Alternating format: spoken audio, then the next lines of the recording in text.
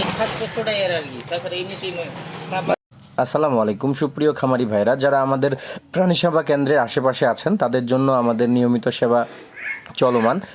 তো যারা বাছুর, তারপরে হচ্ছে আপনার যেগুলো ক্যারি করা যায় অর্থাৎ বহন করে নিয়ে আসা যায় সেই প্রাণীগুলোকে, ছাগল এবং ছাগলের বাচ্চা সহজেই প্রাণী সেবা কেন্দ্রে নিয়ে এসে আপনারা চিকিৎসা নিতে পারেন, একদম বিশেষজ্ঞ পরামর্শ নিতে পারেন, যার ফলে আপনার চিকিৎসা ব্যয় যেমন কমবে, প্রাণীগুলোর বেঁচে থাকার সম্ভাবনাও অনেক বৃদ্ধি পাবে।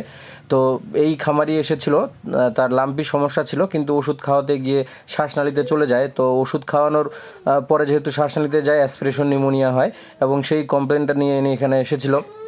দেখুন, বাড়িতে যেমন বিশেষজ্ঞ চিকিৎসকের ভিজিটের পরিমাণ বৃদ্ধি পায়, কিন্তু আমাদের প্রাণী সেবা কেন্দ্রে সেরকম না।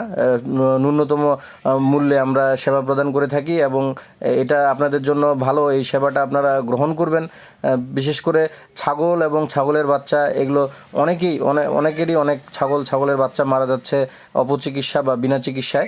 তো সেক্ষেত্রে সঠিক চিকিৎসা এবং ডোজিংয়ের জন্য আপনার বিশেষজ্ঞ চিকিৎসকের প্রয়োজন, সেটা আপনারা নিতে পারেন এবং চিকিৎসা সেবা গ্রহণ করে যেতে পারেন।